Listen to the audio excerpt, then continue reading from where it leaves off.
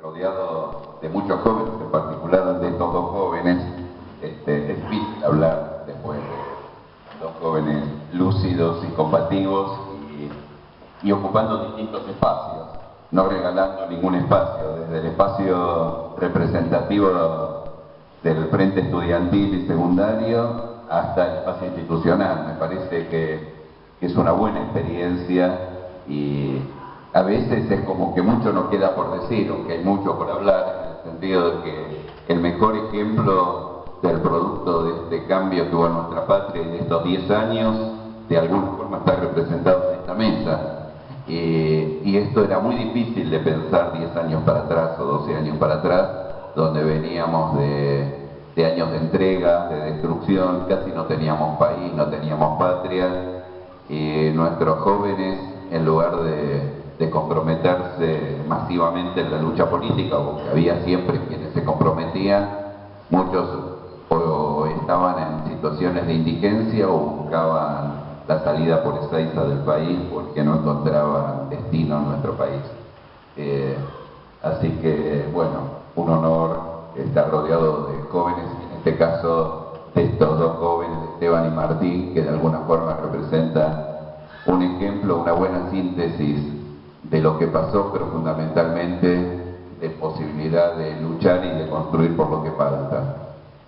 Bueno, yo alguna vez también fui joven, hace muchísimos años,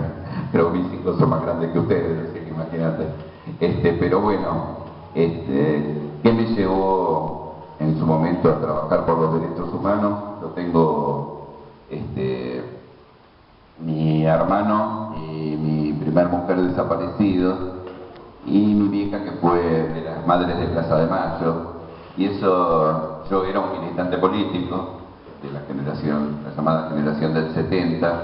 que luchábamos como luchan hoy por construir una sociedad más justa en otro contexto, en un contexto mundial distinto, en un contexto latinoamericano distinto, en una Argentina donde no había vivido 30 años de democracia, sino 18 años de proscripciones, de golpes de Estado, de violencia. Era otra sociedad donde las posibilidades democráticas eran mucho más acotadas y restringidas, donde había, si se quiere, bastante conciencia y bastante organización popular, pero del otro lado, en lugar de contestarte con campañas mediáticas como te contestan hoy, con difamaciones y con boicot, te contestaban con golpes de Estado, con tortura, persecución, asesinatos. Era una sociedad distinta, no solamente en esos aspectos, también debo reconocer que era una sociedad con un Estado presente bastante importante, por eso es que la violencia era tan fuerte, porque había mucho más trabajo y organización de los trabajadores. Era a todas luces otro mundo, otra historia acá en América Latina. Y bueno, esa circunstancia o esa lucha que generó parte de lo que fue nuestra generación, llevó, como ustedes saben, a una represión bastante sanguinaria para tratar de imponer un modelo de exclusión. Hoy charlaba y me preguntaba comparativamente qué pasaba en el ayer y en el hoy. Y se intentó imponer un modelo de exclusión, como muchos transitamos en la década del 90, pero la única forma de imponer ese modelo fue a sangre y fuego. Como había mucha conciencia, como había mucha organización, como había mucha resistencia, no solo armada, resistencia sindical, resistencia o conciencia también intelectuales, profesionales, de docentes, se prohibieran libros, se prohibió teatro, se prohibió actividades culturales, pero fundamentalmente lo que se pretendía era destruir un Estado, destruir un modelo productivo, destruir una idea de nación para construir un país para pocos, un país sin derechos. Y bueno, para hacer eso hubo que hacerlo a sangre y fuego, no había otra forma. La intención de destruir un país es como que te vienen a robar a tu casa y vos te resistís. Bueno, esto fue parecido, quisieron robarnos el país que habíamos construido durante años y años, y la única forma fue hacerlo a sangre y fuego mientras que entregaban el país. En ese contexto me tocó vincular mi militancia, que era una militancia política. Ya en esa época era un militante primero de la JP, era un militante peronista, un militante que después trabajé en la organización Montonero, fue parte de mi lucha política, como de muchos jóvenes de la época.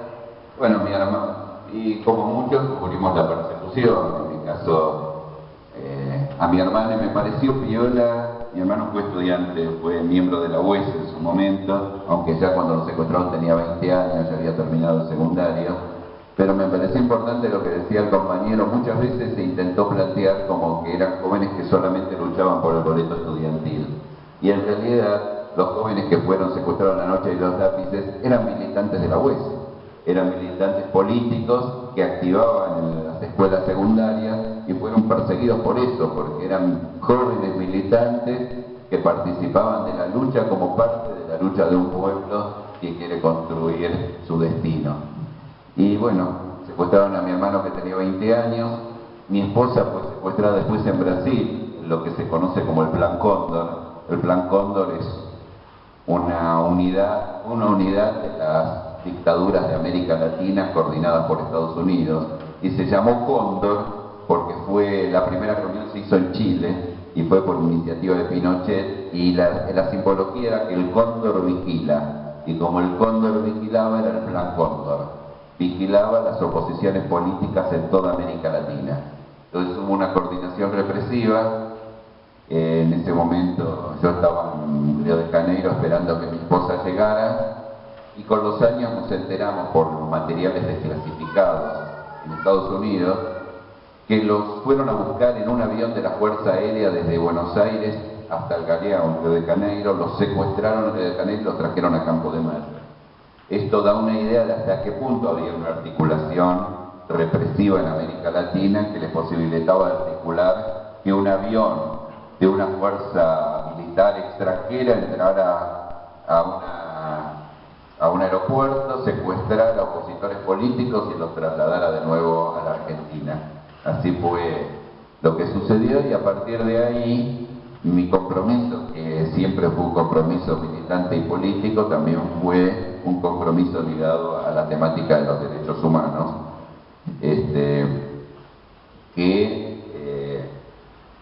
de alguna forma esa reivindicación de justicia, de memoria, verdad y justicia se estiró mucho tiempo porque las leyes de nunca más, del olvido, del punto final, en la época de Alfonsín, la amnistía y el indulto en la época de Menem, llevó a que no se pudiera enjuiciar a los responsables de la dictadura, que se planteara la teoría de los dos demonios, que significaba igualar la resistencia del pueblo con la dictadura militar. Todo eso fue atrasando los juicios, pero siempre las organizaciones de derechos humanos, y bueno, ustedes me contaron que acá vino Eve de Bonafini, que de alguna forma es el símbolo de esa lucha, siguieron luchando, siguieron trabajando, después vinieron los hijos, que también trabajaron, las familiares, y finalmente llegó el gobierno de Néstor Kirchner, que derogó las leyes de obediencia debida y de punto final, que terminó con el indulto y que se pudo juzgar a los responsables del genocidio en la Argentina. A partir de ahí se iniciaron los juicios que hoy continúan. En mi caso particular, ya testimonié como 6 veces, creo que hay que ir redondeando y echando las condenas, porque la mayoría empiezan a fallecer por el otro lado de los responsables, la mayoría son viejos y tenemos un atraso de más de 20 años, de más de 20 años porque las leyes de impunidad imposibilitaron que se pudiera juzgar a los responsables de estos crímenes. Producto de esto y de la lucha de los derechos humanos es que se empezó a instalar en nuestra patria la idea de los derechos humanos, y empezó a legislarse y empezó a haber organizaciones institucionales en el Estado, áreas de derechos humanos. Ahí me tocó ser secretario de Derechos Humanos, a Martín le toca el área de Derechos Humanos, pero yo siempre digo que para que se instituya en el Estado la legislación y las instituciones, primero tiene que haber lucha. Si no hay lucha es muy difícil que se instituya y que esa institución sea duradera. Un poco lo que decía Esteban de la organización. Si vos no generás lucha y organización, de un plumazo lo que lograste te lo pueden tirar abajo. Creo que ese es un tema sobre el cual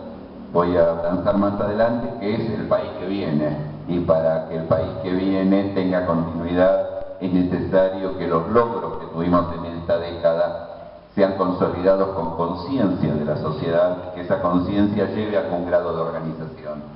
porque es la mayor garantía. Está bárbaro que pongamos legislación y está bárbaro que pongamos instituciones, pero está claro que si no hay conciencia, la legislación puede ser letra muerta, que nunca se ejecute, y las instituciones que hoy están, mañana se frisan y pones a alguien o no pones a nadie, no le das presupuesto, y terminaste con esa política. Esto es lo que ha sucedido muchos años en nuestra patria. Y la mayor garantía de que no suceda es que generalmente se haga carne y que la mirada, por ejemplo, a la temática de los derechos humanos, sea una temática integral, que es un poco lo que contaba Martín, o de hecho, lo que hace Esteban cuando trabaja las reivindicaciones de los pibes, es trabajar por los derechos de una perspectiva integral. Muchas veces nos han corrido con el tema de los derechos de los delincuentes o los derechos del pasado, por el tema de la memoria. Pero bueno, es una responsabilidad nuestra también mostrar que hay derechos de todos los días, que la lucha por que hace 30 años tenemos democracia y que la violación de los derechos humanos es responsabilidad estatal. Es el Estado el que viola o defiende los derechos humanos. Y por lo tanto, evidentemente hemos avanzado mucho, pero tenemos temas pendientes. Digo, hemos avanzado porque hemos restituido derechos laborales, porque hay trabajo, hay por lo menos bastante trabajo, porque hemos trabajado con legislación antidiscriminatoria. Nosotros trabajamos mucho con el tema de la discriminación. Yo después le voy a dejar a Martín para la dirección. Nosotros con Andrea, que me acompaña, con otros compañeros,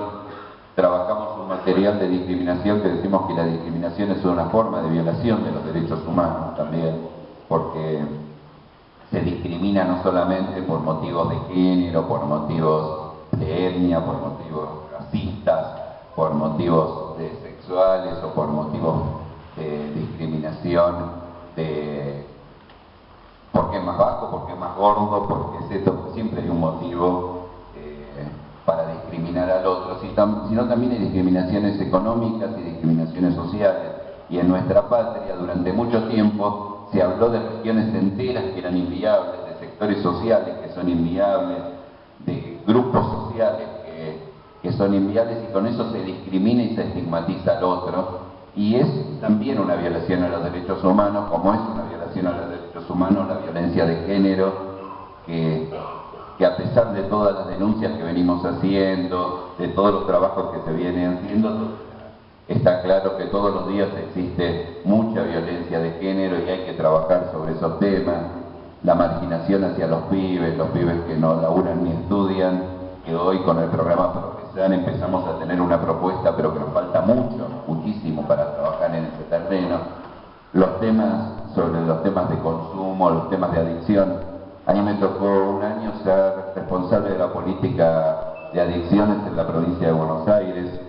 y realmente es un tema sobre los cuales hay que trabajar y el Estado no termina de trabajar a fondo. Se mezclan los problemas por el show que se hace en la televisión todos los días entre el narcotráfico y la adicción, que son dos temas totalmente distintos, y la mayoría de los consumos en los pibes no empieza por las drogas duras, empieza por el alcohol y concretamente por la cerveza. El consumo indiscriminado de alcohol es la previa, es el inicio. A mí, reitero, nos tocó con Andrea trabajar como responsable de la política en la provincia de Buenos Aires, y todas las estadísticas indican que el inicio de cualquier consumo no son sobre las drogas prohibidas, sino sobre las legales. Y a partir de ahí vos iniciás los procesos de consumo, que son problemas de salud, son problemas de salud pública, son problemas de derechos, porque los pibes tienen derechos, porque aquellos que tienen consumos o adicciones tienen derechos y no tienen que ser tratados como objetos, sino como sujetos de derechos. Y ahí hay responsabilidad estatal, es decir, el Estado tiene responsabilidades por, un poco lo que les decía antes, por acción o por omisión. Nosotros hemos logrado en esta década muchos logros, y uno de los logros es haber luchado contra los responsables de la exclusión en nuestra patria y haber logrado que una nueva generación política de jóvenes se sume y le dé continuidad. Creo que es una de las cosas que más duele de estos 10 años. Una de las cosas que más duele de estos 10 años es que haya una nueva generación de jóvenes que, no ya habiendo sufrido la violencia, como nos tocó sufrir a nosotros, pero viéndolo todavía que hay injusticia, que hay pobreza, que hay marginación, que hay humillación, que hay discriminación, se sublevan y se comprometen con los más humildes, se comprometen para construir una sociedad más justa, y eso es lo que más les duele, porque tenemos garantizado que un proyecto de transformación, que un proyecto de compromiso no va a terminar en el 2015, sino que tiene para 10, 15, 20 años más, que es la nueva generación que se incorpora a la política. Por eso a mí me interesaba también reflexionar sobre eso, porque parte de lo que se pretende golpear al actual gobierno que conduce el país no es tanto por lo que ellos plantean serían sus errores, sino por lo que son sus méritos. Y los méritos es haber restituido derechos, y los méritos es haber enamorado a una nueva generación de la política. Me parece que esos son los grandes méritos de este proyecto político, pero también tenemos que tener presente que faltan temas, que faltan cosas. Tenemos más del 30% de trabajadores que no están en blanco, que están en negro, que trabajan con salarios que no van a paritarias, porque hoy se está discutiendo mucho si vamos a perder 4 o 5 puntos en una paritaria, pero hay muchísimos trabajadores, debe haber aquí también, que no están en blanco, que no tienen paritaria, que trabajan de changa, y todo eso sigue siendo una deuda de nuestro gobierno. Que hay miles de jóvenes que ni laburan ni estudian y que por ahí trabajan en temporada, pero después no tienen trabajo, y esa es una deuda de nuestro gobierno. Y así como tenemos esas deudas, tenemos que tener ideas de qué hay que hacer para resolver esos temas, cuáles son los recursos, resortes de poder que cuesta tocar, pero que hay que tocar para seguir construyendo un país más justo. Tenemos que pensar que los derechos no se tienen eternamente, que si no luchamos por esos derechos se pueden perder, así como se perdieron durante muchos años en nuestra patria. Durante más de 10 años o 15 años no hubo paritarias, el salario básico no se movió, no teníamos, a los jubilados se les descontaba el sueldo y aparte había muy pocos jubilados. Y eso, así como hemos avanzado, se puede retroceder. Y la única forma de no retroceder no es solo con cargos, que también hay que disputarlos, sino con organización, con conciencia, con ir a cada barrio, a cada escuela, a cada centro de jubilados, a cada organización de compañeros en los barrios, en las cooperativas, y discutir por qué son las cosas, por qué pasan, y fundamentalmente comprometerse con lo cotidiano,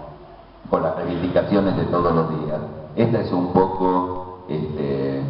lo que creo que tiene que ser el mayor compromiso nuestro, digamos.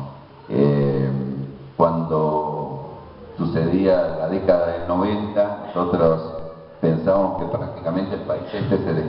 parecía que no nos quedaba país, parecía que se destruía, no teníamos moneda, no sé, muchos son jóvenes, pero otros no. Acá nos pagaban en patacones o en cualquier otra moneda, había desaparecido hasta la moneda, no existía país prácticamente, y hoy es lógico, luchamos por reivindicaciones porque aparentemente tenemos un país, tenemos trabajo, tenemos cierto nivel de consumo. Me contaba Martín que aquí hay muchas universidades y delegaciones de universidades y estudios terciarios, porque hay otro tema que planteaba Esteban, que a mí me parece que también es un tema que a las nuevas generaciones tienen que entender. Una es el compromiso con el prójimo, pero otro es capacitarse. Para mí me parece que es central capacitarse para conducir este país hacia el futuro, y para capacitarse hay que estudiar y hay que prepararse. Nosotros éramos de una generación que pensábamos que la revolución estaba a la vuelta de la esquina y que vos tomabas el poder, y cuando tomabas el poder al otro día transformabas la realidad. Y la historia demuestra que no, que los procesos de cambio son mucho más complejos, más lentos, que la sociedad argentina es una sociedad bastante diversificada, que no es como otras sociedades incluso latinoamericanas, es una sociedad que se llama del desarrollo intermedio, es una sociedad que tiene muchos sectores sociales, que tiene vastos sectores medios, que tiene distintas formas de producción,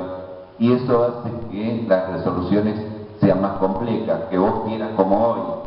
reformar el Código Penal y hacer un Código Penal armónico, organizado, que tenga sentido y que no sea un cachivache como el que hay hoy, y aparece un tipo por televisión y dice dos cosas, lo repite en todos los medios, y la gente lo repite y te instala un tema de algo que tiene 600 páginas, que tiene 2 años de estudio, que tiene los mejores criminólogos e intelectuales, expresión de las distintas fuerzas políticas, y tenés que ponerte a explicar lo obvio. Plantea un plebiscito cuando es atentatorio, cuando la Constitución está explícitamente prohibido. Vos no podés explicitar ni impuestos ni legislación penal, porque entonces la voz gente vota, mañana va a votar, tenemos pena de muerte para cualquiera y que no tenemos que aportar ningún impuesto para el Estado. Total, vamos a plebiscito y lo vamos a votar, pero damos por terminado el Estado Nacional. Entonces, hay cuestiones que son delicadas y que la única forma de darles batalla, de darles pelea, de transformarla, yo creo que es con el compromiso de la sociedad, el compromiso político, el compromiso militante de los jóvenes, la reivindicación de la política, no como una rosca, no como un lugar para escalar cargos. La política como una herramienta que tiene la sociedad para transformar la sociedad, que tiene el pueblo para transformar la sociedad, porque si los pueblos no hacen uso de la política, los que tienen muchos recursos hacen uso del dinero, que ese es su poder. Entonces vos tenés una economía concentrada y tenés los medios de comunicación, no necesitas de la política, con eso te alcanza y te sobra, son los pueblos los que necesitan de la política. Por eso es que ha habido tantos golpes de Estado en la Argentina, porque cuando los movimientos populares ganaban elecciones, la única forma de resolverlo era golpearlos. Y tenemos 30 años de democracia que no ha sido fácil, ha habido intentos desestabilizadores, constantemente hay intentos desestabilizadores, no es fácil en América Latina,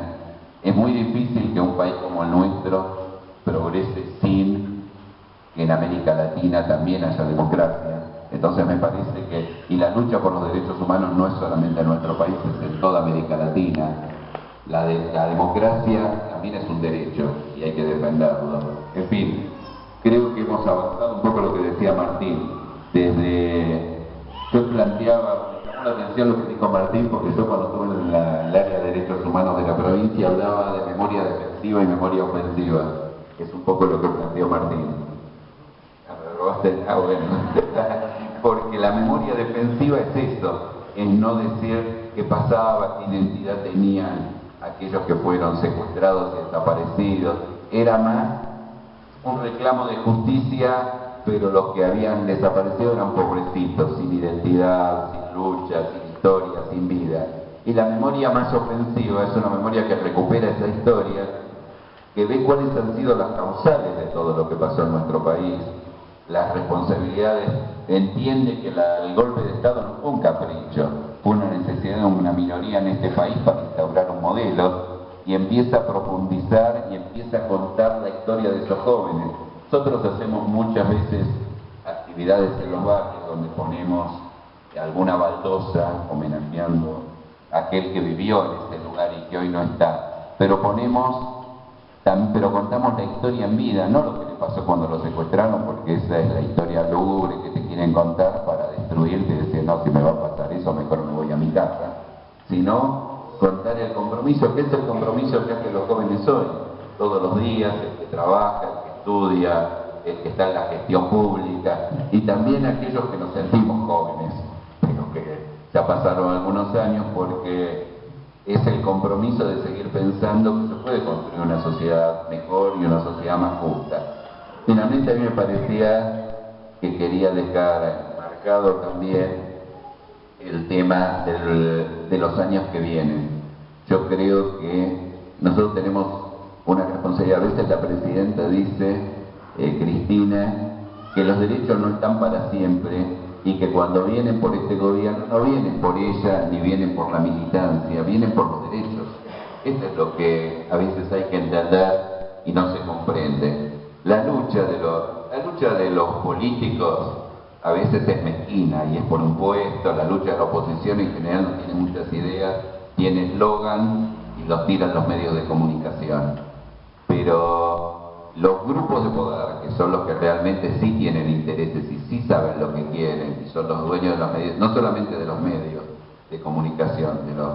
de las empresas más concentradas, sean de alimentación, sean de exportación de grano, de soja, o sea de las automotrices, o sea del acero, sí saben el país que quieren, sí cuentan todos los días las moneditas y saben lo que se quieren, sí son los que tienen, no es el pequeño Rita que opera sobre el dólar, es el tipo que maneja las grandes exportaciones de los miles de millones y hoy se mueve el mercado para donde quiere. Esos tipos saben que podrían tener esta misma ganancia sin redistribuir en este Estado, sin tener que bancar tantos jubilados, porque antes no había, sin tener que bancar la asignación por hijo, sin tener que bancar la educación, simplemente con tener unas fuerzas de seguridad y de custodia policiales más duras y más cárcel. Estados Unidos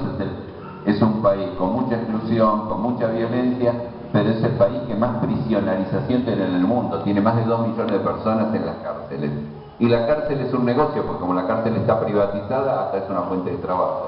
Pero en realidad no resuelve los problemas de fondo de la sociedad. Entonces, a mí me parece que lo que hay que ser consciente es que primero hay que tratar de ir por los derechos que faltan, que todavía son muchos en nuestra sociedad, de ustedes, por lo que me contaba, más local y más particular antes Martín, también cuando se va el turismo y hay que seguir viviendo todos los días del año y luchando y bregando por los costos de las propiedades de las tierras deformadas por el turismo o por la falta de laburo durante el año y la migración de los jóvenes. Tenemos temáticas para resolver, pero ojo, si no somos conscientes de que los derechos que hoy tenemos no están para siempre, que con un plumazo se te pueden bajar, que a vos te congelan los salarios y si querés salir no es como ahora que negocias paritaria, te quitan como empleado estatal, te quitan la estabilidad, te bajan el salario y palos hacia tu casa. Entonces todo eso que pasó, si no hay conciencia política, puede volver a pasar, porque nada es fijo. Nosotros cuando éramos jóvenes pensábamos que sí, que vos llegabas al poder, llegabas al gobierno, instaurabas unos cambios y esos cambios eran para siempre. Pero la historia de estos más de 30 años demuestra que no es para siempre, no solamente acá. Miremos España, miremos Grecia, el nivel de desocupación es brutal. Muchos argentinos que se fueron hoy vuelven. Hay un nivel que es Europa, con todos los años y los siglos de tradiciones, y tienen un nivel de desocupación que bordea el 25-30% en Europa, en el centro del mundo. En Estados Unidos, cuando entró en crisis y después se llamó la crisis de las hipotecas, que significaba que la gente le liquidaba la casa, iba a la calle, no es como acá, ninguna solidaridad, la carpita en la calle, paso por al lado tuyo y no te veo. Bueno, todo eso que alguna vez existió puede volver, y la única forma es que surjan jóvenes como Esteban, como Martín, y que las viejas generaciones relatemos la historia de lo que vivimos y las nuevas generaciones luchen por los nuevos derechos, no solamente por enjuiciar al terrorismo de Estado. Yo creo que los nuevos derechos, como le contaba Martín, mi mayor experiencia cuando fui secretario de Derechos Humanos en la provincia fue poner una oficina de derechos humanos en el hospital de Pacheco. Pongamos una oficina de derechos humanos acá, no para que la sociedad vea que la lucha por los derechos humanos, no sé qué me va a decir Juan Pablo, pero la verdad, veamos ahí, van a ver, y ahí la sociedad va a entender lo que es también los derechos humanos, los tenés mucho más cerca, que son derechos integrales, no es solamente el derecho a la vida, es el derecho a la educación, el derecho a la vivienda, el derecho a la salud, el derecho al esparcimiento, el derecho a tener una calidad de vida digna. Esos son derechos. Nosotros somos una integralidad, una totalidad, no estamos parcializados. Y nadie te defiende los derechos. Yo a veces digo Néstor Kirchner y a veces iba un poco más adelante que el resto de la sociedad, pero nadie te defiende los derechos. Si la sociedad no ocupa ese espacio con reivindicaciones, después viene otro, te ganó las elecciones, tiene mayoría en el Congreso, te cambió la legislación, a la mayoría, a la gente no le interesa eso hasta que no le llega al bolsillo, que como decía Perón es la fibra más sensible, pero cuando te llegó al bolsillo ya te quitaron todos los derechos. Entonces cuando empezás a reclamar, estás para atrás. Bueno, creo que eso hay que ser consciente. Me parece que la lucha por la ley de medios era para generar medios que también dijeran eso, creo que en eso estamos en falta también, no era solamente para luchar contra Clarín, era para que haya multiplicidad de medios que cuenten otra historia y que relaten otras realidades que pasan todos los días. Me parece que ahí también tenemos algunas deudas pendientes, pero bueno, no somos nosotros los que nos tenemos que hacer. Bueno, en este lugar que ahora oscureció, pero que era una vista espectacular, bueno, le quería agradecer la invitación, haber dado esta puntada inicial a este espacio por la memoria, que los planteos por memoria, verdad y justicia sean memoria también, no solamente del genocidio, sino de los derechos sociales, culturales, económicos, políticos del pueblo, de la sociedad, que nos capacitemos, que nos formemos. Yo tengo hijos también, y yo les digo como no tomamos el poder ni cambiamos la realidad de un día para el otro, hay que capacitarse y hay que prepararse para dar la disputa, para ocupar los espacios, porque si no lo ocupamos nosotros, lo ocupa cualquier chanta y se vende por monedas, y también tenemos los retrocesos que hemos tenido. Así que hoy que hemos avanzado, hay una nueva generación que levanta las banderas que levantamos nosotros, de otras generaciones que alguna vez también lo levantaron, y yo siempre digo, para terminar, que la desaparición de mi hermano, de mi mujer, que era la madre de mis dos hijos más grandes, y de muchos otros compañeros y compañeras, la verdad es que el mayor sentido y la mayor reparación para mí no son, y ahí coincido con él, no son tantos los juicios que hacemos a los genocidas que tienen bien presos, tienen que estar. Creo que el mayor sentido es construir la sociedad por la cual ellos lucharon, porque eso le da sentido. Si no, por más que lo metes en cana, uno siente que el sacrificio fue al divino botón, para decir algo delicado. Pero si vos ves que empezás a construir una sociedad más justa y que una nueva generación levanta la bandera, vos decís que valió la pena. Bueno, gracias a todos y a todas por haber